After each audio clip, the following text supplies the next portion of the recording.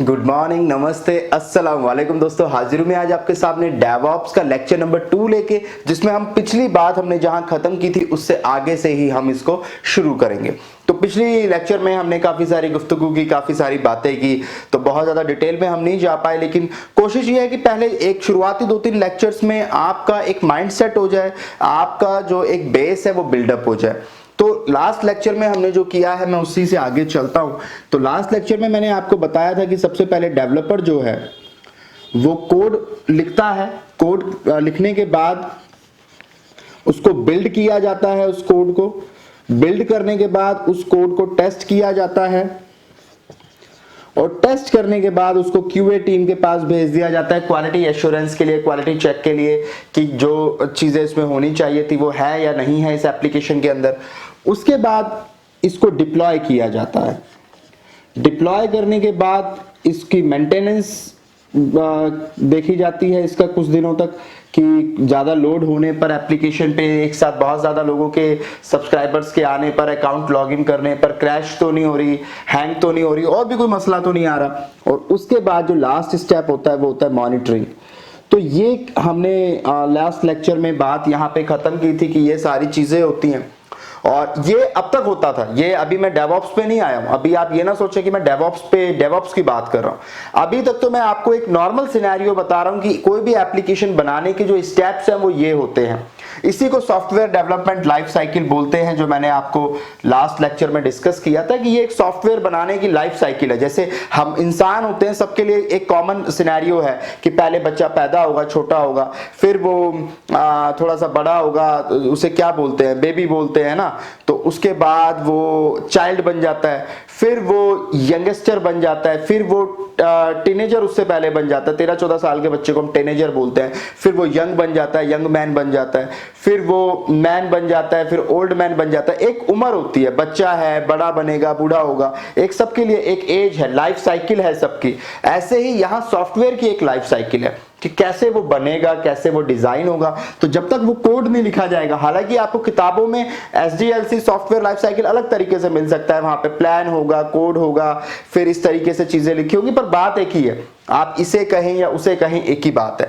अब देखिए, ये जो सारा काम है ना, ये सारा काम होता है डेवलपमेंट साइड पे, यानी ये सारे काम को हम कहते हैं डेवलपमेंट। ठीक है, डेवलपमेंट कह लें या डेवलपर कह लें, ठीक है। आप ये डेवलपर लेवल का काम है, जो डेवलपर साइड पे काम हो रहा है वो ये वाला होता है, ठीक है।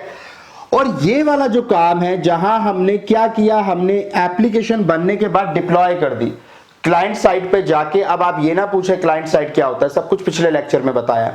क्लाइंट साइड पे जाके हमने उस एप्लीकेशन को उनके सर्वर में इंस्टॉल कर दिया, प्रॉपरली कॉन्फ़िगर कर दिया, चला दिया, उसको लाइव कर दिया। अब जो भी उस ऐप को चला रहा है या उस वेबसाइट को चला रहा है वो उसको एक्सेस कर पा रहा है, तो अब वो क्लाइंट साइड से चल रही है। उसके बाद उसकी मेंटेनेंस भी हो रही है, देखरेख भी हो रही है, और मॉनिटरिंग भी हो रही है कि क्या किस तरीके के हमारे पास रिजल्ट्स आ रहे हैं, डेटा आ रहा है। ये वाला जो काम है इसे हम कहते हैं ऑपरेशंस। तो बेसिकली इसके अंदर दो पार्ट्स होते हैं, एक डेवलपमेंट का, डेवलपमेंट आप इसे कह लें डेवलपमेंट, और ऑपरेशंस। दो काम हम लोग करते हैं, ठीक है। तो अभी तक क्या था, ये पुराना सिनेरियो है जहां पे डेवलपमेंट टीम अलग होती थी और ऑपरेशंस टीम अलग होती थी। अब आपको पता है, अगर आप कंपनियों में काम करते हैं तो एक डिपार्टमेंट और दूसरे डिपार्टमेंट में कितनी तनातनी रहती है, ये मुझे बताने की जरूरत नहीं है, बिल्कुल ऐसी रहती है जैसे मोदी सरकार और केजरीवाल के बीच में रहती है। तो ये समझे, ये केजरीवाल है, ये मोदी सरकार है, तो इनके बीच में हमेशा तनातनी रहती थी। इसने कोई काम किया, बेचारे ने कोई कोड बना के सब कुछ करके इसको भेजा, जब ये क्लाइंट साइड पे गया और इसने इंस्टॉल करी, इसकी ऐप ही इंस्टॉल नहीं हुई, या हो गई तो वो प्रॉपरली रन नहीं हो रही। ये कहता है यार वो बेकार टीम है, डेवलपमेंट टीम ने क्या कोड बना के भेजा है, क्या एप्लीकेशन दी है, ये तो यहाँ चल ही नहीं रही है, ये हम दिमाग खराब हो गया हमारा चलाते चलाते। अब जब इन्होंने इसकी शिकायत करी, इन्होंने इसके पास भेजी, ये कहता है हमारे यहाँ परफेक्ट चल रही है, आपको इंस्टॉल करनी नहीं आती, आपको वहां पे कॉन्फ़िगर करना नहीं आ रहा है, हमारी क्या गलती है। अब ये एक दूसरे पे जो है आरोप प्रत्यारोप लगाते रहते हैं, एलिगेशंस लगाते रहते हैं। तो इससे क्या होता है, काम सफर होता है। एक्चुअली में इससे हो कुछ नहीं रहा, कंपनी का नुकसान हो रहा है। ये तो आपस में लड़ रहे हैं, लेकिन एट दी एंड किसको नुकसान हो रहा है? कंपनी को। उसकी वैल्यू डाउन जा रही है, क्योंकि जिसके यहाँ डिप्लॉय करना था वहां डिप्लॉय नहीं हो पा रही है। ठीक है, अब ये शिकायत कर रहा है डेवलपमेंट टीम की कि डेवलपमेंट टीम ने मुझे ढंग से बना के ही नहीं दिया, इसलिए वो चल नहीं पा रहा। लेकिन इसमें एक मसला ये भी हो सकता है कि ये जिस सर्वर पे चला रहे हैं, ये इनके पास जो सर्वर है, हो सकता है वहां कुछ और एप्लीकेशंस पहले से जो हमें जरूरत होती है, प्री कॉन्फ़िगर्ड एप्लीकेशंस, वो वहां पे पड़ी हुई हो, वो सॉफ्टवेयर सपोर्टेड सॉफ्टवेयर वहां पे पड़े हुए हो। पर जिस सर्वर पे ये इंस्टॉल कर रहे हैं वो फ्रेश सर्वर है, वहां पे वो सपोर्टेड फाइल जब तक नहीं होंगी तो ये एप्लीकेशन रन नहीं करेगी।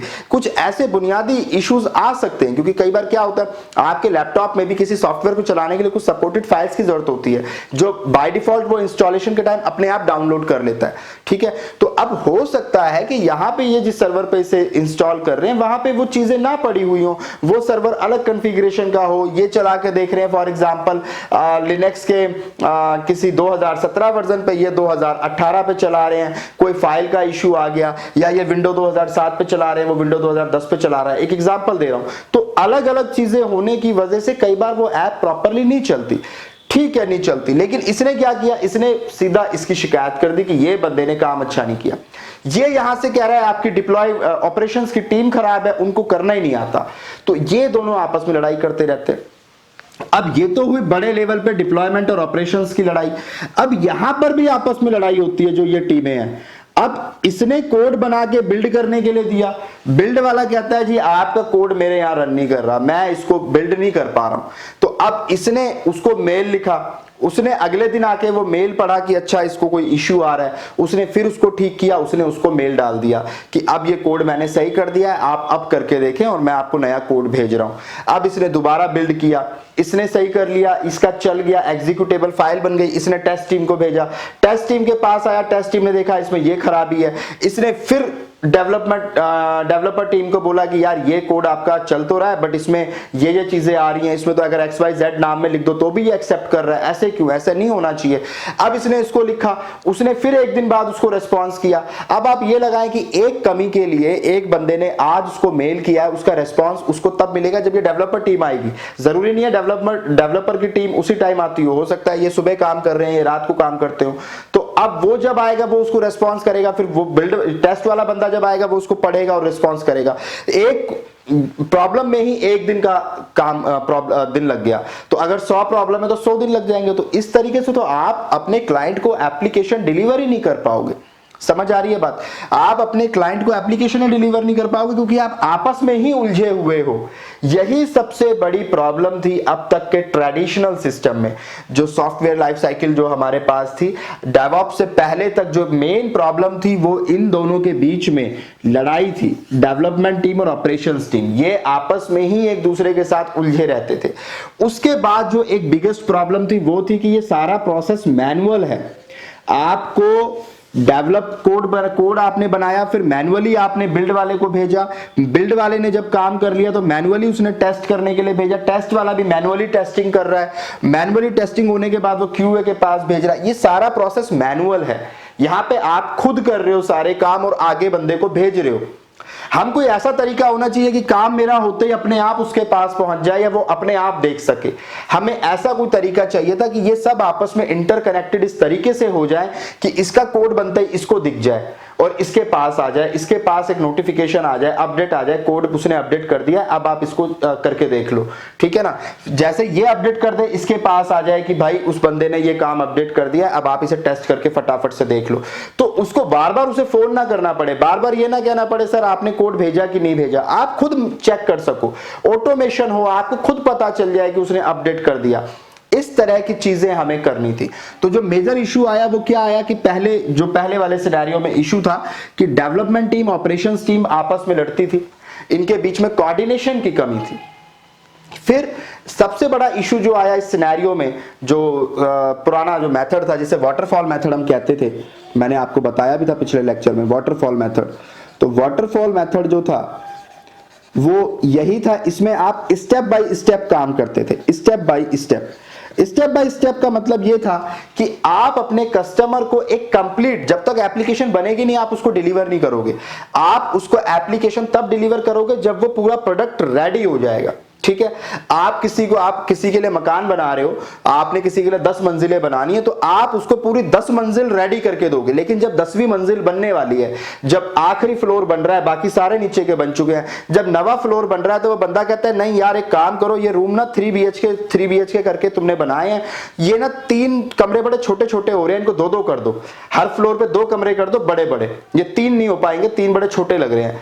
तो क्या ये पॉसिबल है कि इमारत बनने के बाद, एक बिल्डिंग बनने के बाद वो बिल्डर आके कहे कि यार अब एक काम करो, ये 3 फ्लोर की जगह 3 कमरों की जगह मुझे 2 कर दो? It is not possible. आपको तोड़ने पड़ेंगे प्रॉपरली, उसकी सारी दीवारें तोड़ के बनाना पड़ेगा, या फिर पूरा डिजाइन ही चेंज करना पड़ेगा, या बिल्डिंग ही पूरी तोड़नी पड़ेगी, फिर प्रॉपर बना पाओगे। ये एक इशू है। ऐसा ही इशू आप इमेजिन करिए यहां पर था कि जब पूरी एप्लीकेशन बन जाती थी, उसके बाद अगर क्लाइंट कहता है कि मुझे ये चेंजेस चाहिए, तो वो पॉसिबल नहीं थे, क्योंकि पूरा एक प्रोडक्ट बन चुका था। हमने अलग अलग हिस्सों में काम नहीं करा था, हमने एक प्रोडक्ट बनाने के लिए काम करा था, हमारा फोकस उस पे था। अब वो प्रोडक्ट बन गया, अब उसमें से उस चीज को चेंज करना वो बड़ा मुश्किल काम है।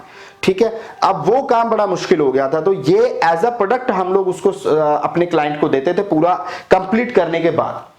अब इसमें इशू ये आता था कि अब ये इन्होंने जो सारा काम किया, ये आपस में लड़ भी रहे हैं, झगड़ भी रहे हैं, उसके बाद ये काम भी कर रहे हैं। अब इन्होंने 6 महीने लगा दिए इस काम को करने में, 6, 7, 8 महीने लग गए। 8 महीने के बाद इन्होंने प्रोडक्ट रेडी किया और उसको ये देने ही वाले थे, उससे पहले किसी दूसरे बंदे ने वो सेम एप्लीकेशन लॉन्च कर दी, आपसे पहले लॉन्च कर दी, यानी फास्टर डिलीवरी। फास्टर डिलीवरी जो मार्केट में पहले आएगा वो छाएगा, सिंपल सी बात है। अब वो आपसे पहले आ गया, तो आपकी 8 महीने की मेहनत भी बेकार हो गई। अब आपने उसके प्रोडक्ट को देखा, आपने कहा यार इसके प्रोडक्ट से हमारा प्रोडक्ट हम अच्छा कर लेते हैं, ठीक है कोई बात नहीं, इससे हमसे पहले लॉन्च कर लिया, हम एक काम करते हैं, इसमें जो कमियां हैं वो हम अपने में पहले से सुधार लेते हैं, ताकि हम कस्टमर को यह बता पाएं कि हमारी एप्लीकेशन इससे अलग है। बट क्या वो भी पॉसिबल है? नहीं है। क्यों? क्योंकि आपने जो कोड बनाया था वो आपने पहले ही बना लिया, सारा काम इकट्ठा एक प्रोडक्ट के तौर पर तैयार कर लिया, तो अब आप नहीं उसमें चेंज कर सकते। आज 6-7 महीने के बाद अब जो एप्लीकेशन रेडी हुई है, अब उसमें वो चेंजेस हो नहीं सकते, क्योंकि पुराने सिनेरियो के हिसाब से जब तक ये काम नहीं होगा तब तक ये काम स्टार्ट नहीं होगा। तो जब कोड पूरा रेडी हो चुका है, तो अब वो कोड चेंज नहीं हो सकता, अब वो आप आगे के स्टेप पे आ चुके, आप पीछे नहीं जा सकते। तो ये एक सारी प्रॉब्लम्स थी जिसकी वजह से बड़े इशू आते थे, एप्लीकेशन देर से हमारी डेवलप हो पाती थी और उसमें एक स्मूथनेस नहीं थी, और हम क्लाइंट को 8-10 महीने से पहले कुछ डिलीवरी नहीं कर पाते थे।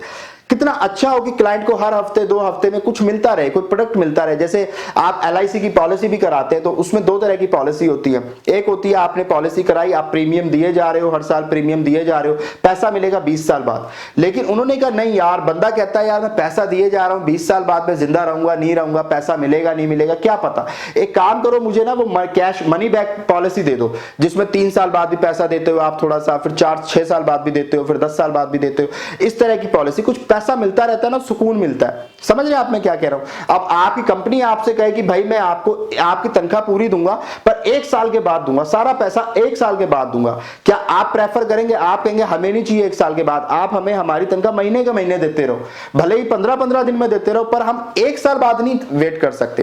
कोई भी ह्यूमन नेचर है, हम 1 साल की तनख्वाह, वो कह रहा भाई मैं पूरी तनख्वाह दूंगा पर 1 साल के बाद दूंगा, तो आप कहोगे मुझे नहीं चाहिए, ठीक है, आप कहोगे मुझे तो वो बंदा बढ़िया है जो मुझे हर महीने तनख्वाह दे रहा है ना। तो इसी तरीके से प्रोडक्ट में भी ये होता है कि आप किसी को 8 महीने बाद डिलीवर कर रहे हो, 8 महीने वो बंदा इंतजार भी कर रहा है, और 8 महीने से पहले किसी और ने वो प्रोडक्ट लॉन्च कर दिया, तो उसको भी कोई फायदा नहीं है, उसने वेट भी करा, अपना टाइम भी खराब करा, पैसा भी इन्वेस्ट करा, और फिर भी वो मार्केट में अपने प्रोडक्ट को पहले नहीं ला पाया। तो ये सारी प्रॉब्लम्स थी, जिसकी वजह से मार्केट में हमने क्या किया, इन दोनों टीमों को मिला के हमने एक नई टीम बनाई जिसको कहा गया डेवऑप्स। यहीं से डेवऑप्स की शुरुआत हुई।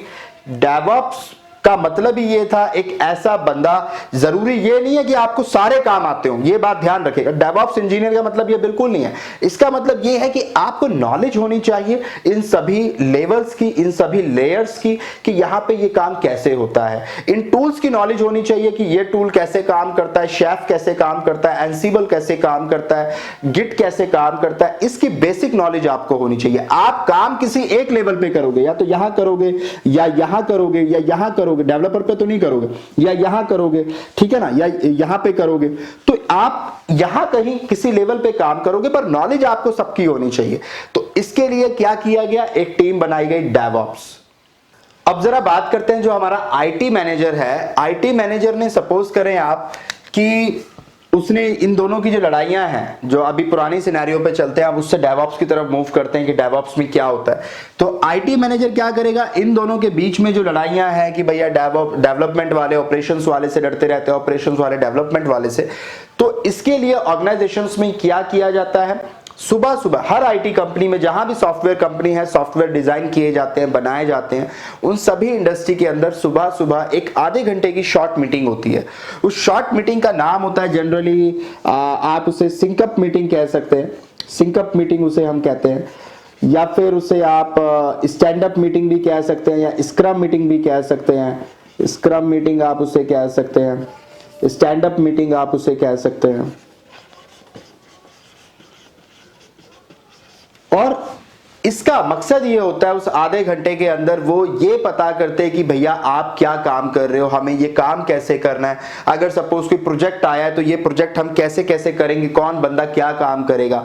या फिर जनरली जब प्रोजेक्ट स्टार्ट हो जाता है तो डेली, फिर भी प्रोजेक्ट स्टार्ट होने के बाद भी ये मीटिंग डेली सुबह की जाती है। उसके बाद बंदे अपनी अपनी जगह जाते हैं, अपने टेबल्स पे बैठ के काम करते हैं। पहले सारे बंदों को बिठाया जाता है, उसमें ये सारे बंदे बैठते हैं, जो डेवलपर है वो भी बैठते हैं, जो बिल्ड पे काम कर रहे हैं वो भी बैठते हैं, जो टेस्टिंग में काम कर रहे हैं वो भी बैठते हैं। उस मीटिंग में ये सारे बंदे बैठते हैं, डेवलपमेंट वाले भी, ऑपरेशंस वाले भी एक साथ बैठते हैं।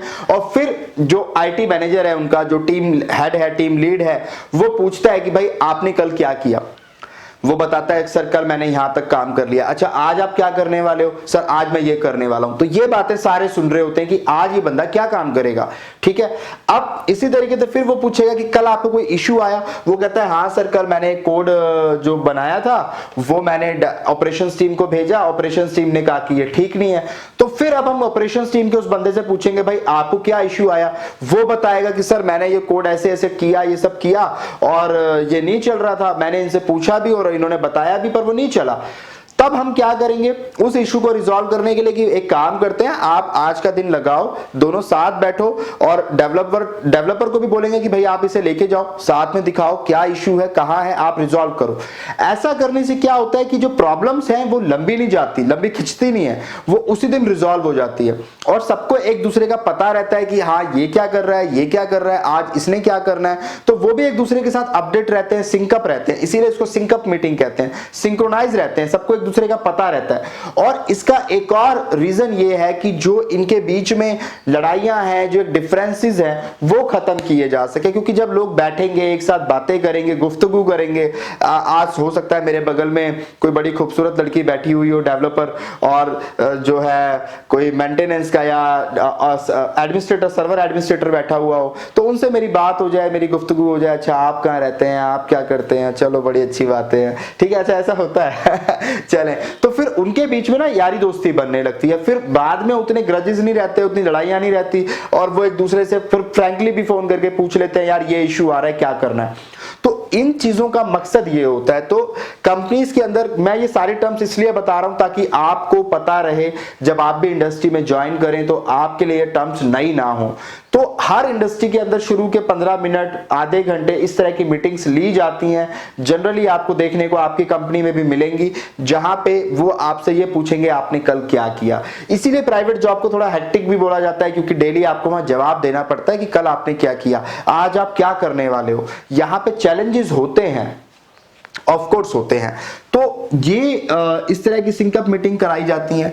अब एक और मकसद क्या है, देखिए डेवऑप्स जो बनाया गया, डेवऑप्स क्या है, डेवऑप्स मैंने आपको बताया कि इन दोनों, जो ऐसा बंदा जो ये काम भी कर सकता हो, ये काम भी कर सकता हो, डेवलपर का काम छोड़ के, कोड बनाने को छोड़ के, बाकी नीचे के जो ये काम है इनको कर सकता हो या एटलीस्ट समझ रखता हो इन सारे कामों की, उसे कहा जाता है डेवऑप्स इंजीनियर। और डेवऑप्स इंजीनियर के आने के बाद से कई सारी जॉब जो है वो खत्म भी हो गई मार्केट से। जैसे डिप्लॉयमेंट में कौन से बंदे काम करते थे, सर्वर एडमिनिस्ट्रेटर इसी लेवल पे काम करते थे। सर्वर एडमिन का क्या काम होता था कि भैया एक कंपनी के अंदर अगर मेरे पास 50 सर्वर हैं, विंडो के, लिनक्स के, कोई भी हैं, तो उन पे पैकेजेस इंस्टॉल करना, उनको अपडेट करना, उन पे फलाना सॉफ्टवेयर इंस्टॉल करना, ये सारे काम सर्वर एडमिन के होते थे कि भैया वो सारे सर्वर्स को मैनेज करे, उनको इंस्टॉल करे, उन पे ये सॉफ्टवेयर डाले, वो सॉफ्टवेयर डाले।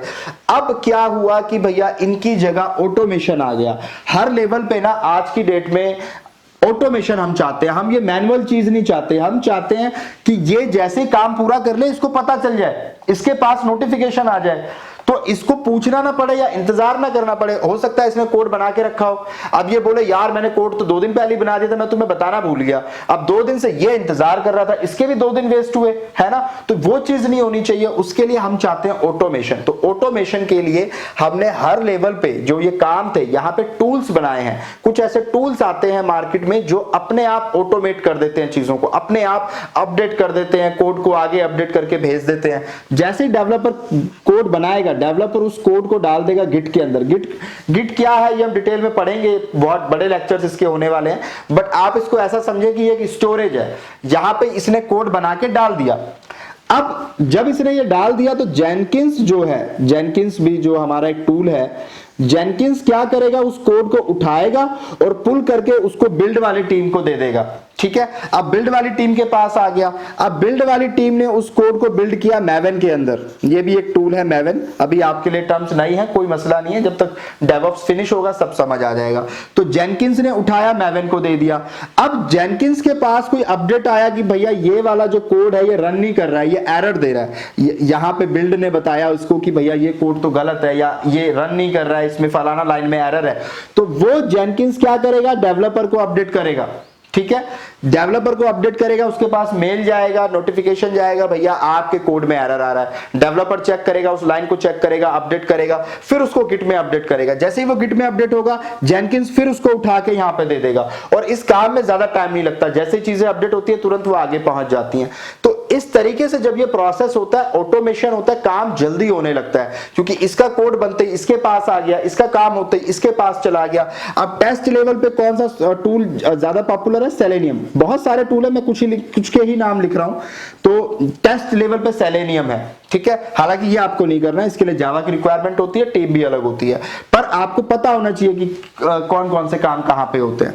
तो यहां पे अब सेलेनियम का काम होगा। फिर क्यूए में एज सच कोई टूल हम लोग इस्तेमाल नहीं करते हैं, वो अलग काम है, अलग लेवल का काम है। अच्छा, डिप्लॉय बड़ा इंपॉर्टेंट है ये, क्योंकि मैक्सिमम जो जॉब्स आती हैं, जो आप देखेंगे मार्केट में भी आती हैं, वो शेफ पे आती हैं।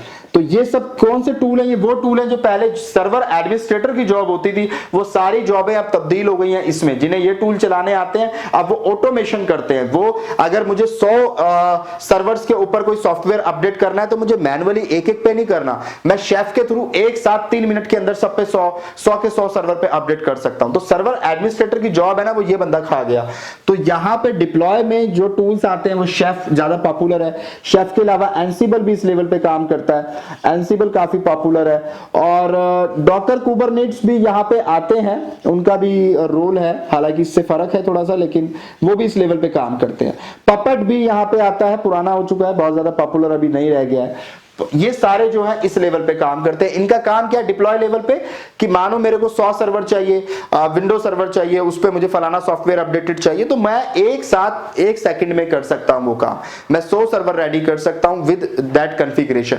या मैं सपोज मुझे सब पे एमएस ऑफिस चाहिए, मुझे 100 कंप्यूटर के ऊपर या 100 सर्वर के ऊपर एमएस ऑफिस इंस्टॉल चाहिए, तो मुझे मैनुअली एक एक पे नहीं करना, मैं शेफ के थ्रू एक ही बार में एक कोड बनाऊंगा और उसके थ्रू मैं 100 सिस्टम्स के ऊपर उसे अपडेट कर सकता हूं। तो इस तरह की चीजें डिप्लॉय में आती हैं।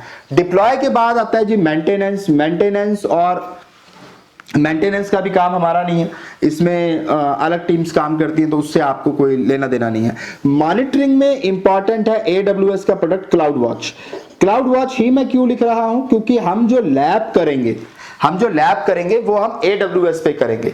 ठीक है, AWS क्योंकि ऑलरेडी मेरी सीरीज आ चुकी है, उससे आप काफी ज्यादा अवेयर हैं। अगर नहीं है तो आई विल रिकमेंड कि मेरे AWS के कुछ लेक्चर्स स्टार्टिंग के 15-20 आप जरूर देख लें, उसके बाद आप इस लैब को डेवऑप्स को स्टार्ट करें, क्योंकि हम डेवऑप्स में इस पूरे ट्यूटोरियल में जो कुछ भी काम करेंगे वो AWS के अकाउंट में करेंगे। हालांकि हम AWS के किसी टूल का इस्तेमाल नहीं करेंगे, बट हम जो लिनक्स मशीन लेंगे, क्योंकि सारा डेवऑप्स किस पे हम करेंगे, याद रखिएगा लिनक्स पे हमें करना है। वो लिनक्स मशीन हम कहां से लेंगे, हम उसे AWS से लेंगे, क्योंकि वहां सेकंडों में हमारी लिनक्स मशीन तैयार हो जाती है। जिन्होंने AWS पढ़ा है मेरे से वो अच्छे से जानते हैं, 5 सेकंड नहीं लगते हमें, हम जाते हैं लॉन्च इंस्टांस करते हैं, वहां पे अमेजन लिनक्स इंस्टांस सिलेक्ट करते हैं और लॉन्च कर देते हैं, हमारी लिनक्स मशीन रेडी हो जाती है। तो हमें काम करना है लिनक्स पे, ठीक है। और लिनक्स पे हमें काम करना है और वो लिनक्स हम कहां से लेंगे, AWS से लेंगे। तो इसीलिए AWS की थोड़ी नॉलेज होना जरूरी है। तो वो आप मेरे AWS के ट्यूटोरियल ऑलरेडी अवेलेबल है। हालांकि यही सारा काम जो भी मैं ट्यूटोरियल्स आपको करा रहा हूं आप Azure पे भी कर सकते हैं। अब एक डाउट जो आप सबके दिमाग में अभी तक होगा वो ये होगा कि सर ये AWS DevOps हम पढ़ने वाले हैं, इसका मतलब क्योंकि आप AWS पे करा रहे हो ये, या आप कोई और डेवऑप्स पढ़ रहे हैं। देखिए समझिए, इस बात को जरा ध्यान से समझिएगा। AWS DevOps, Azure DevOps ये अलग हैं और मैं जो DevOps पढ़ा रहा हूं ये अलग है। अब इससे मतलब क्या है? इससे मतलब ये है, जब मैं AWS DevOps की बात कर रहा हूं इसका मतलब ये है कि मैं शेफ, एंसिबल या गिट, जेनकिंस इनका इस्तेमाल नहीं करूंगा। मैं AWS के उसके खुद के इसी तरीके के टूल उसके अवेलेबल हैं AWS अकाउंट में। कोड कमिट है, कोड स्टार है, कोड डिप्लॉय है ना, कोड पाइपलाइन है, उनका इस्तेमाल करूंगा। उनके अपने टूल हैं, उसे कहते हैं AWS DevOps। जब आप उनके खुद के टूल इस्तेमाल करेंगे, मैं नाम भी लिख देता हूं आपको, AWS के अगर DevOps टूल का नाम मैं आपको बताऊं तो कोड कमिट है, वहां पे कोड स्टार है या कोड डिप्लॉय भी एक उनका टूल है, कोड पाइपलाइन उनका टूल है। तो जब आप इन टूल्स का इस्तेमाल करेंगे तो हम, इसका मतलब हो जाएगा हम AWS DevOps पढ़ रहे हैं। ऐसे ही अगर आप Azure DevOps पढ़ रहे हैं तो Azure DevOps में उनके पास अपने टूल्स हैं, उनके पास अपने टूल्स हैं, जैसे रेपोज के नाम से है, Azure रेपोज है और उनका आर्टिफैक्ट है, बहुत सारे टूल उनके पास भी अवेलेबल है। तो ये अलग DevOps है। तो अब आप कहेंगे कि सर ये क्यों पढ़ रहे हैं, फिर ये क्यों नहीं पढ़ रहे? क्योंकि मार्केट में ये ज्यादा पॉपुलर है। क्यों पॉपुलर है? क्योंकि देखिए ये गिट हुआ, जेनकिंस हुआ, सेलेनियम हुआ, शेफ हुआ, एंसिबल हुआ, इनमें से मैक्सिमम टूल जो है ये ओपन सोर्स है।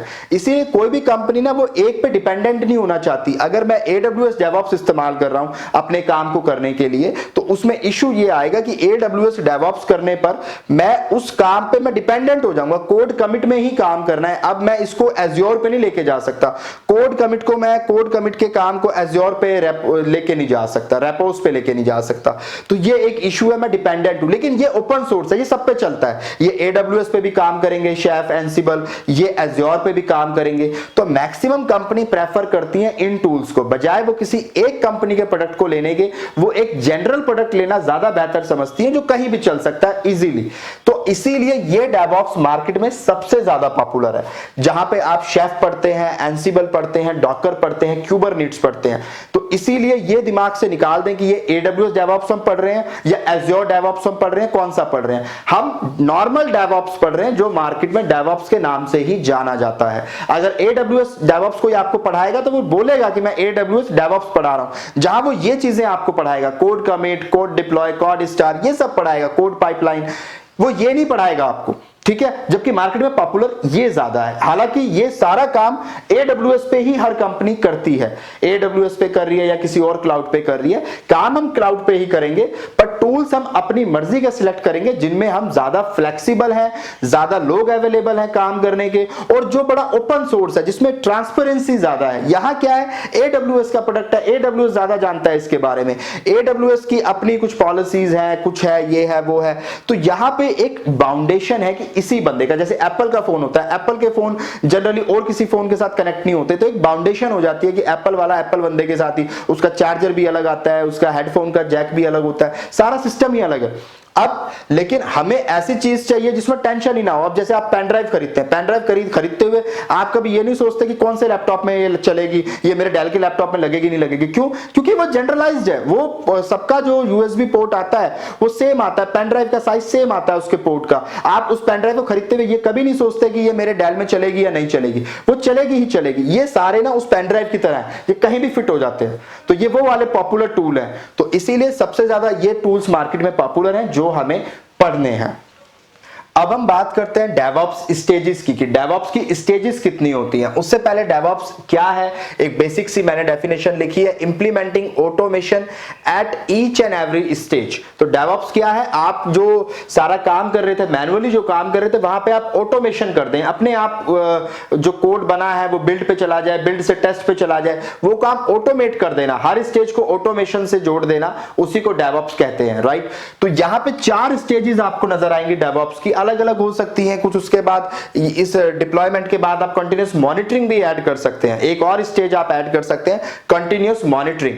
लेकिन जो बेसिक है वो 4 हैं, जिसमें पहला है वर्जन कंट्रोल। वर्जन कंट्रोल का मतलब है कि डेवलपर जो भी कोड लिख रहा है वो यहां पे लिखेगा, उसको उसके जितने वर्जन्स हैं, कल को उसने कोड में कुछ अपडेट किया वो यहाँ पे करेगा, और ये सारी चीजें वो करेगा। डेवलपर लेवल पे जो काम हो रहा है वो वर्जन कंट्रोल में हो रहा है। और यहाँ पे जो टूल इस्तेमाल होता है वो होता है गिट। तो गिट को हम लोग इस्तेमाल करेंगे, और गिट में सारे वर्जन कंट्रोल जितने भी हैं, वर्जन कंट्रोल का मतलब है कि किसी एक सॉफ्टवेयर का हमने सपोज हमने कोड लिखा, अब उस कोड में कल हमने चेंजेस किए तो वो उसका वर्जन 2 हो जाएगा, फिर उसमें कोई और चेंजेस किए तो उसका वर्जन 3 हो जाएगा, या 1.1, 1.2, 1.3, इस तरीके से आप वर्जन बना सकते हैं। तो वर्जन कंट्रोल आप इस लेवल पे करेंगे, अपने कोड्स बनाएंगे। उसके बाद कंटीन्यूअस इंटीग्रेशन आएगा। कंटीन्यूअस इंटीग्रेशन के अंदर आप क्या करेंगे, आप यहां पे कंपाइल करेंगे उस कोड को, वैलिडेट करेंगे, देखेंगे कोड प्रॉपरली चल रहा है नहीं चल रहा है, कोड प्रॉपर है, उसमें वो कोई एरर तो नहीं आ रहा है किसी लाइन में, उस कोड को रिव्यू करेंगे, यूनिट टेस्टिंग करेंगे, इंटीग्रेशन टेस्टिंग करेंगे। इन टर्म्स को आप ज्यादा ना समझें क्योंकि मैं अभी ज्यादा समझाऊंगा तो अभी आप कंफ्यूज हो जाएंगे। तो अभी आप ऐसे समझे कि यहां हमने कोड लिखा, यहां जब इस बंदे को भेजा, अगर इसको कोड में कोई कमी नजर आती है, उसको लगता है कि इस कोड को इस तरीके से बनाना चाहिए, इसमें ये चीज ऐड करनी चाहिए, तो ये उसको रिव्यू करेगा और इसके पास वापस भेजेगा। अब इसके पास वापस वो आएगा, ये उसको अपडेट करेगा, उस अपडेट करने के बाद नया वर्जन निकालेगा और इसके पास पहुंचाएगा। तो यहां पर जनरली जेनकिंस इस काम को करता है इंटीग्रेशन के लिए। जेनकिंस जो है वो ये काम करेगा कि इसको अपडेट करेगा, अगर कुछ एरर है करेक्ट करना है, कुछ भी करना है, और भी कई सारे टूल्स आते हैं, तो यहां पे वो चीजें होंगी। यानी कोड बनेगा, कोड टेस्ट होगा कि कोड सही है नहीं है, कंपाइल होगा, ठीक है, पूरे कोड एक सिंगल एंटिटी की तरह काम करेगा। यानी अगर छोटे छोटे कोड थे तो सबको जोड़ के वो एक सिंगल कोड की तरह फिर वो काम करेगा। उसके बाद आता है डिलीवरी, कंटिन्यूअस डिलीवरी। डिलीवरी का मतलब क्या है कि यहां पे आप अपने कोड को बिल्ड करेंगे, उसको एग्जीक्यूटेबल फाइल बनाएंगे और उसको टेस्ट करेंगे टेस्टिंग सर्वर पे। यहां पे आप मेवन का इस्तेमाल कर सकते हैं, तो यहां पे बिल्ड के लिए आप मेवन का इस्तेमाल कर लें। अगर आप बिल्ड कर रहे हैं तो यहां पे आपने उसे टेस्टिंग एनवायरनमेंट में टेस्ट करना है। टेस्टिंग एनवायरनमेंट में टेस्ट करने के बाद अब आप उसे अपने रियल टाइम प्रोडक्शन एनवायरनमेंट में या प्रोडक्शन रियल टाइम सिनेरियो में, क्योंकि टेस्टिंग एनवायरनमेंट इज डिफरेंट, वहां पे आप उसकी चीजें टेस्ट करते हैं कि ये वाला सिंगल कोड काम कर रहा है नहीं कर रहा है, ये वाला सिंगल कोड काम कर रहा है नहीं कर रहा है। टेस्टिंग एनवायरनमेंट का मतलब ये होता है कि जैसे आप पहले लॉगिन चेक करके देखेंगे, लॉगिन हो रहा है नहीं हो रहा है, फिर आप अगर आपने शॉपिंग कार्ट है, आप कोई ई कॉमर्स वेबसाइट बना रहे हैं फॉर एग्जाम्पल, तो अब आप ये चेक करेंगे अगर इस प्रोडक्ट को सिलेक्ट करता हूं तो ये सिलेक्ट होकर कार्ट में दिख रहा है कि नहीं दिख रहा है, फिर आप टेस्ट करेंगे कि ये प्रोडक्ट ये चीज हो रही है कि नहीं हो रही है। पेमेंट के ऑप्शन पे जा रहा हूं तो पेमेंट के लिए मेरे पास ऑप्शन आ रहे हैं नजर नहीं आ रहे हैं। आप एक एक चीज करके टेस्ट करते हैं। लेकिन जब आप डिप्लॉयमेंट में जाते हैं, जब कंटिन्यूअस डिप्लॉयमेंट में, तो यहां उसको पूरा एज अ एप्लीकेशन आप चेक करेंगे कि अब ये प्रॉपर एप्लीकेशन की तरह दिख रही है कि नहीं दिख रही है और काम कर रही है कि नहीं कर रही है। क्योंकि वहां पे जैसे ही प्रोडक्ट सिलेक्ट होगा वो कार्ट में नजर आना चाहिए, कार्ट में नजर आने के बाद आपको ऑप्शंस पेमेंट के आने चाहिए, वो सारी चीजें, यानी प्रोडक्शन एनवायरनमेंट में अब उसको हम टेस्ट करेंगे। यहां पे डिप्लॉयमेंट जो है, डिप्लॉयमेंट में आपके बहुत सारे टूल्स हैं जिसकी हमने बात की थी, शेफ है, एंसिबल है, डॉकर है, कुबरनेटिस है, तो वो सारे टूल्स आ जाते हैं। बट उसके बाद एक और स्टेज आप जोड़ सकते हैं, कंटिन्यूअस मॉनिटरिंग, जहां पे आप cloud watch, AWS cloud watch का इस्तेमाल करते हैं, Nagios का इस्तेमाल करते हैं। तो जो 4 इसकी स्टेजेस हैं वो ये हैं। अगर आपको याद नहीं भी रहेंगे तो भी कोई इशू नहीं है, आप सिर्फ फिर भी याद रखें अपनी याद के लिए, नॉलेज के लिए। आप एक चीज आपने देखी होगी, बहुत पॉपुलर है डेवऑप्स में, CI/CD। तो वो CI/CD क्या है, वो यही है, कंटिन्यूअस इंटीग्रेशन, कंटिन्यूअस डिलीवरी, ठीक है। तो CI/CD कॉन्सेप्ट यही आ जाता है, कंटिन्यूअस इंटीग्रेशन, कंटिन्यूअस डिलीवरी, ये चलता रहता है, ये कंटिन्यूअस चलता रहता है। कंटिन्यूअस क्यों चल रहा है, अगर ये कोड में इसने बताया इस कोड में ये खामी है, वो वहां पे वापस आ जाएगा, फिर ये उसको अपडेट करके इसको भेजेगा, फिर इसको भेजेगा, ये सारा काम कंटिन्यूअस चल रहा होता है, एक दूसरे के साथ ये ऑटोमेशन है। अगर ये कुछ अपडेट करेगा तो इसको पता चल जाएगा, इसके पास आ जाएगा, फिर ये इसके पास चला जाएगा, अपने आप सारा काम ऑटोमेटेड होता चला जाता है। तो डेवऑप्स स्टेजेस आप कई तरीके से लिख सकते हैं। अब जरा हम डेवऑप्स के कुछ और 2-3 पॉइंट्स डिस्कस कर लेते हैं ताकि आप नोट्स बनाएं। आप इस ट्यूटोरियल को अगर पढ़ रहे हैं तो मेक श्योर कि आप अपनी कॉपी में देखते हुए नोट्स जरूर बनाएं, अपनी कॉपी में सारी बातें जरूर लिखें जो मैं बता रहा हूं। अब मैं आपको कुछ डेवऑप्स के पॉइंट्स लिखवा देता हूं जो आपको आगे मेमोराइज करने में और डेवऑप्स को समझने में हेल्प करेगा। अब जरा कुछ टर्म्स की बात कर लेते, कुछ इंपॉर्टेंट पॉइंट्स की बात कर लेते हैं डेवऑप्स से related. The term DevOps is a combination of two words, तो दो शब्दों से मिलकर बना है डेवऑप्स, डेवलपमेंट और ऑपरेशंस। तो ये बात हम बहुत डिटेल में पहले ही पढ़ चुके हैं। DevOps is a methodology, DevOps क्या है, कोई टेक्नोलॉजी नहीं है, कोई नई तकनीक नहीं है, ये एक तरीका है काम को करने का। इससे पहले तक जो हम लोग इस्तेमाल करते थे जो मेथोडोलॉजी, वो थी एजाइल मेथोडोलॉजी। तो एजाइल का सक्सेसर है ये चीज आपको याद रखिएगा, कोई नहीं बताएगा।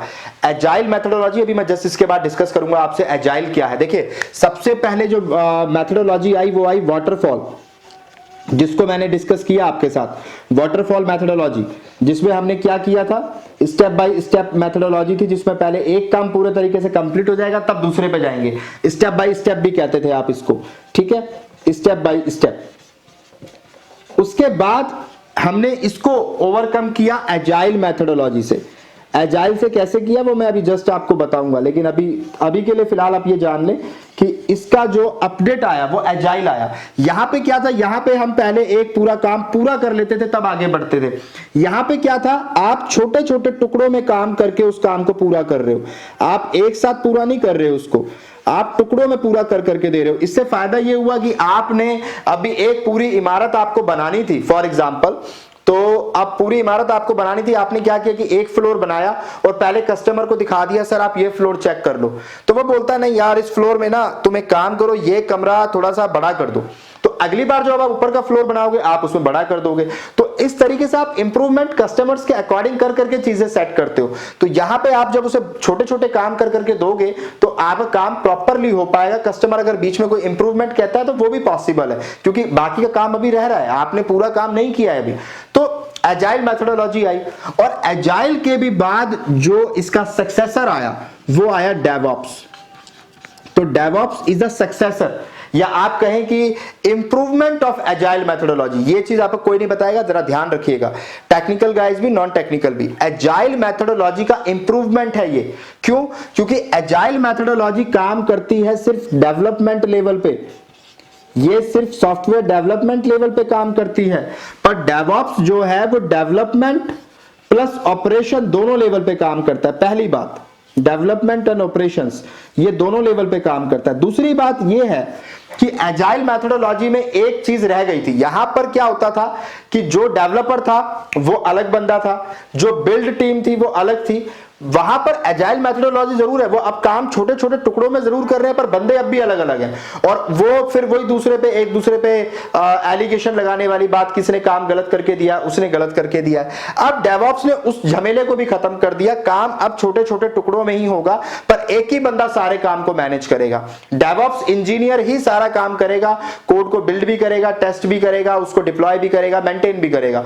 तो अब ये बंदा ही जब सब कुछ कर रहा है, जब इसकी ही रेस्पॉन्सिबिलिटी है, तो फिर वो आरोप प्रत्यारोप वाली बात खत्म हो जाएगी कि इस पे एलिगेशन लगाने हैं, उसकी शिकायत करनी है, क्योंकि काम आपको ही करना है, डेवऑप्स इंजीनियर को ही करना है। हालांकि रियल टाइम एनवायरनमेंट में ऐसा नहीं होता है, आप किसी एक ही टूल पर काम करेंगे, जैसा मैंने आपको पहले बताया, या तो शेफ पे करेंगे, एनसीबल पे करेंगे, बट यस आपको सब कुछ पता होगा, आपको एक पूरी पिक्चर पता होगी कि अगर ये एरर यहां पे आ रहा है तो क्यों आ रहा होगा, क्या रीजन हो सकता है, क्योंकि आप एक डेवऑप्स इंजीनियर है। तो of course DevOps is the improvement of agile methodology, लेकिन उसके लिए एजाइल को समझना जरूरी है। तो छोटा सा टॉपिक है, एजाइल क्या होता है। एजाइल के अंदर एक टर्म आती है स्क्रम, वो क्या होता है वो भी बड़े बेसिक से मैं आपको बताऊंगा, एजाइल क्या होता है, स्क्रम क्या होता है, तो इसके बाद वो हम डिस्कस कर लेंगे। बट आई होप आपको समझ आ गया होगा कि डेवऑप्स जो है वो एजाइल का, एजाइल टर्म बहुत इस्तेमाल की जाती है। तो ये भी एक मेथोडोलॉजी है, एक तरीका है काम को करने का। क्या तरीका है? छोटे छोटे टुकड़ों में काम को करके देना, ठीक है, बजाय इसके कि पूरी इमारत खड़ी करके मैं कस्टमर को दिखाऊं कि देखिए आपकी बिल्डिंग तैयार हो गई है, उसके बाद वो कमी निकाले उसमें।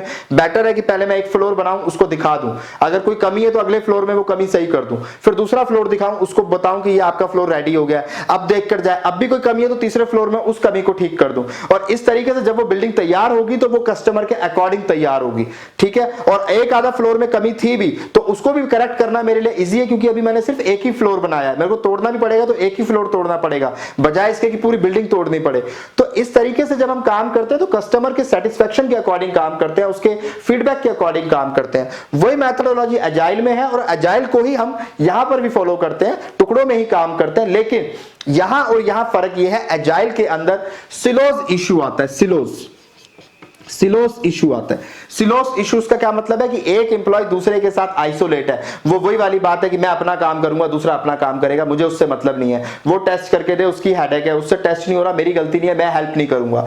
तो इस तरह का एनवायरनमेंट क्रिएट हो जाता था कि एम्प्लॉय जो है एक दूसरे को कॉपरेट नहीं कर रहे थे, यहां पर भी वो प्रॉब्लम आ रही थी। तो एजाइल वाटरफॉल मेथड का इंप्रूवमेंट है और डेवऑप्स एजाइल का भी इंप्रूवमेंट है, आप ये कह सकते हैं। ठीक है, अब जरा बात कर लें। So DevOps is a methodology that allows a single team, देखें यहां लिखा हुआ है सिंगल टीम। DevOps में एक्चुअली आप एक टीम की तरह काम करते हैं, अगर बंदे भी हैं तो सारे DevOps इंजीनियर हैं, सबको पता है कि टेस्ट में क्या होता है, बिल्ड में क्या होता है, डेवलपर पे क्या होता है, डिप्लॉय में क्या होता है, सबको पता है। तो अब वो एक टीम की तरह भी काम करेंगे और खुद में एक सिंगल अपने आप में भी एक DevOps इंजीनियर है। ठीक है, to manage the entire application development life cycle, that is development, testing, deployment and operations। तो ये बात आपको समझ आ गई। ऑब्जेक्टिव क्या है? the objective of DevOps is to shorten the system's development life cycle। तो उसके टाइम पीरियड को कम करना, कि जो एप्लीकेशन हम पहले 6 महीने में पूरी करके दे पा रहे थे वो अब हम 1 महीने में रेडी करके कस्टमर को दे दें। तो ये कोशिश ये रहती है हमारी। DevOps is a software development approach through which superior quality software can be developed quickly and with more reliability। तो जो 4 पॉइंट्स मैंने पिछले लेक्चर में बताए थे आपको, फास्टर डिलीवरी आपको होनी चाहिए, हाई क्वालिटी आपको रिसीव होनी चाहिए, लेस एक्सपेंडिचर आपका होना चाहिए कैपेक्स एंड ओपेक्स, और उसके बाद रिड्यूस आउटेज आपकी मिनिमम होनी चाहिए। तो वो चारों चीजें डेवऑप्स से हमें अचीव हो जाती हैं। तो ये कुछ पॉइंट्स थे। अब हम बात करते हैं कि एजाइल क्या होता है, स्क्रम क्या होता है। तो एजाइल मेथोडोलॉजी के अंदर क्या होता है? एजाइल मेथोडोलॉजी का मतलब सिंपल सा अगर आप समझे तो बिल्ड शॉर्ट बिल्ड ऑफन, यानी छोटे छोटे टुकड़ों में बनाओ और बार बार बनाओ। एक चीज और याद रखिएगा, अगर एजाइल के अंदर देखिए स्प्रिंट, ये एक टर्म आपको सुनने को मिलेगी, और फ्रेमवर्क जो होता है वो जनरली स्क्रम होता है, उसकी भी अभी मैं बात बताऊंगा आपको।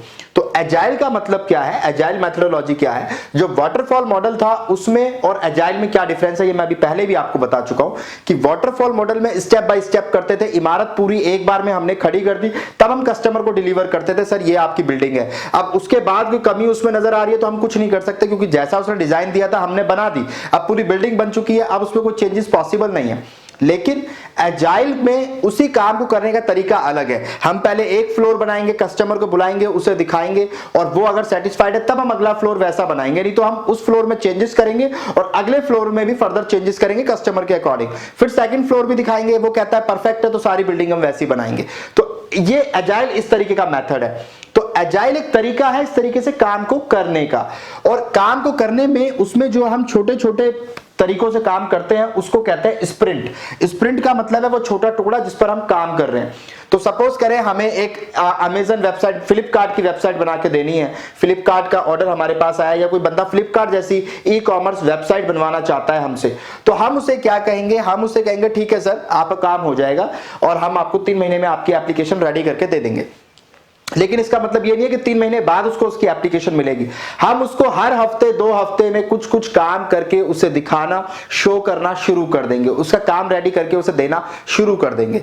कैसे? जैसे कि स्प्रिंट 1 में हम जो काम करेंगे, एक चीज याद रखिएगा, पूरी प्रोसेस फॉलो होगी। यहां पर डेवलप भी होगा, यहां पर बिल्ड भी होगा, यहां पर टेस्ट भी होगा, यहां पर डिप्लॉय भी होगा, यहां पर मेंटेन भी होगा। ये सारे काम डिप्लॉय तक होगा, मेंटेन को लेने की जरूरत नहीं है। तो ये पूरा प्रोसेस यहां चलेगा, यानी सारा काम होगा। जब ये काम पूरा हो जाएगा तब हम आगे अगले स्टेप पे जाएंगे। तो प्रोसेस आपको पूरा फॉलो करना है यहां पे, इसी प्रोसेस को बार बार करना है, इसीलिए कहते हैं बिल्ड शॉर्ट बिल्ड ऑफन, या इटरेटिव मेथड इसको कहते हैं, कि बार बार आप इस प्रोसेस को कर रहे हैं पर छोटे छोटे टुकड़े के लिए, बजाय पूरे काम को इकट्ठा करके एक साथ करें, छोटे छोटे टुकड़ों में काम को करते हैं, प्रायोरिटी के हिसाब से करते हैं। अगर कोई भी मैं वेब पेज बना रहा हूं, कोई भी ई कॉमर्स वेबसाइट बना रहा हूं, तो सबसे इंपॉर्टेंट होता है लॉगिन पेज, कि कस्टमर जब भी उस वेबसाइट पे जाए तो सबसे पहले उससे पूछा जाए कि आपका अकाउंट यहां पर बना हुआ है या आप नए कस्टमर हैं। अगर नए कस्टमर हैं तो आप अपना पहले अकाउंट क्रिएट करिए। तो उसके लिए हमने लॉगिन लॉगआउट पेज पहले क्रिएट किया। जब ये काम पूरा रेडी हो जाएगा, टेस्टिंग भी हो जाएगी, सब कुछ हो जाएगा, डिप्लॉय करके हम देख लेंगे, तब हम कस्टमर को इसे सेंड करेंगे, उसे दिखाएंगे सर आपका लॉगिन लॉगआउट पेज रेडी है, एक बार आप चेक कर लें। वो कहता है नहीं यार, इसमें ना एक काम करो, इसमें तुम एक ओटीपी मेथड भी जोड़ दो, बंदा फोन नंबर डाले और उसके पास ओटीपी आए और वो नंबर वेरीफाई कराए, तब उसका अकाउंट क्रिएट हो। तो हम कहते हैं ठीक है सर। तो अभी क्योंकि हमने आगे का काम नहीं किया है इसलिए हमारे लिए आसान है इसमें करेक्शंस करना, क्योंकि काम भी थोड़ा हुआ है, समझे बात को, टुकड़ों में काम हो रहा है। तो इसी को हमने दोबारा से करवा लिया, एक हफ्ते का काम था, दोबारा एक हफ्ते का काम दोबारा कर देंगे, कोई टेंशन नहीं है।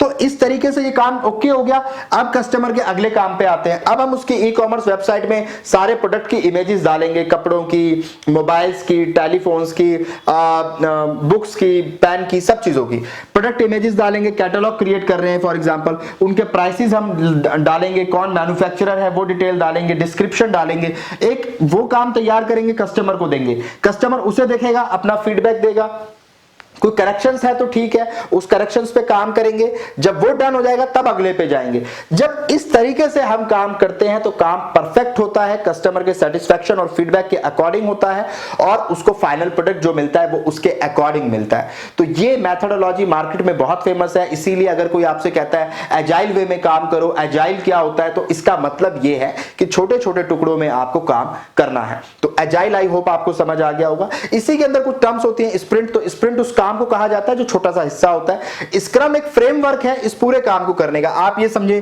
कि ये सारी जो प्रोसेस है, ये जो छोटे छोटे टुकड़ों में काम किया है, इसी को आप स्क्रम कहते हैं, जहां पे आप फीडबैक लेते हैं कस्टमर से, फिर उसको करेक्ट करते हैं, फिर उसको भेजते हैं, उसको दिखाते हैं, फिर वो कोई फीडबैक भेजता है, आप अगली टाइम उसको करेक्ट करते हैं, और इस तरीके से जब वो काम करते हैं तो उसे स्क्रम कहते हैं।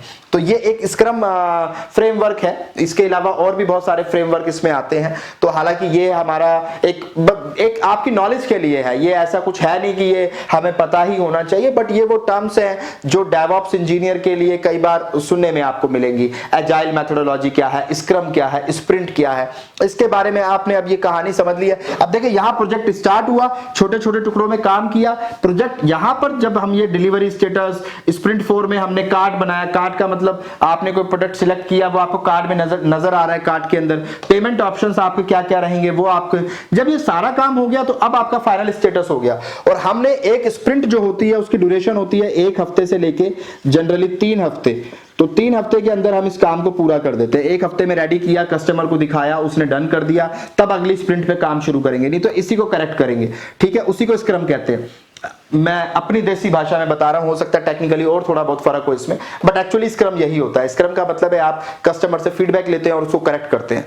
ठीक है, तो ये स्प्रिंट जो होती है इसकी ड्यूरेशन 1 हफ्ते से 3 हफ्ते की होती है, और इस तरीके से आप स्प्रिंट्स में काम करते करते अपने प्रोजेक्ट को एंड करते हैं, प्रोजेक्ट आपका फिनिश हो जाता है। ठीक है, तो इस तरीके से सॉफ्टवेयर इंडस्ट्री में काम किया जाता है। और चलिए कुछ और बात कर लेते हैं। अब फाइनली हम बात करते हैं डेवऑप्स की, उस इमेज की जो आपको हर जगह नजर आती है, लोगों में भी नजर आती है।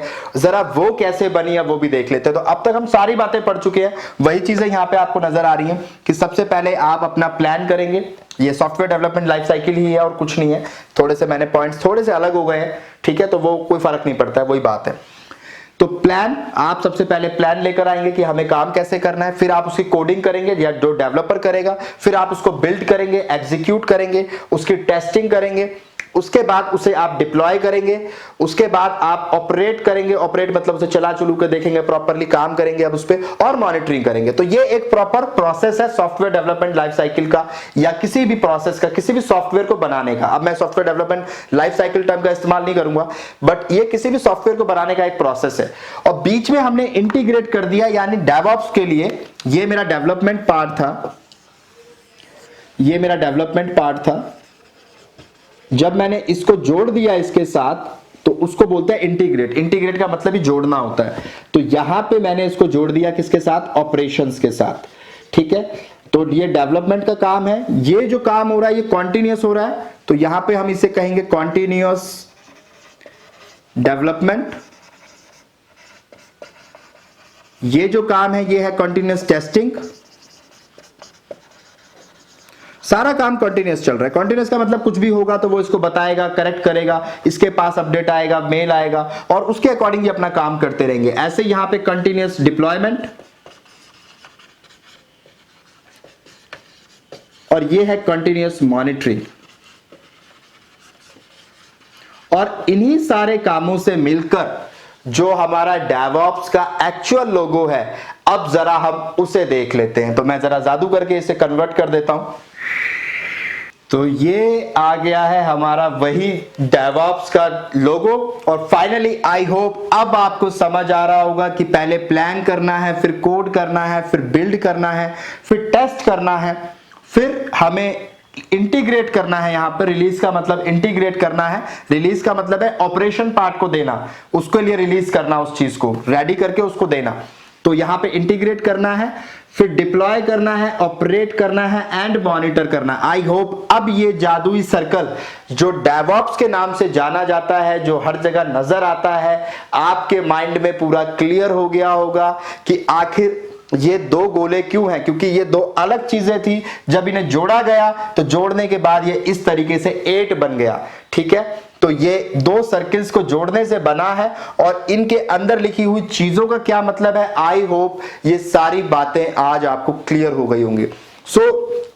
DevOps की जो बुनियाद है, यहां तक अगर आपने इस लेक्चर को बहुत अच्छे से देखा है तो मैं ये भरोसा कर सकता हूं कि बुनियाद आपकी रेडी हो गई है। अब जो कुछ भी आपको बताऊंगा माइंड में अच्छे से सेट हो जाएगा। इस लोगो को बहुत सारे लोग रिलेट नहीं कर पाते, पता तो है ये DevOps का लोगो है, DevOps लिखा होता है, बट क्या मतलब होता है, किस तरीके से ये पूरा प्रोसेस होता है और इसको समझना, इसमें मुझे खुद बड़ी मेहनत लगी है। 2 लेक्चर्स पूरे मेरे को समझाना पड़ा है आपको, लेकिन आई होप फाइनली मैं सक्सेसफुल हो गया हूंगा इस बात को आपके दिमाग में बिठाने में कि ये जादुई लोगो किस तरीके से काम करता है, इसका क्या मतलब है। क्योंकि हर चीज का एक रीजन होता है इसको इस तरीके से बनाने का, क्योंकि इसने 2 डिपार्टमेंट्स को जोड़ा है, इसलिए इनको जोड़ने का एक सिंबल है।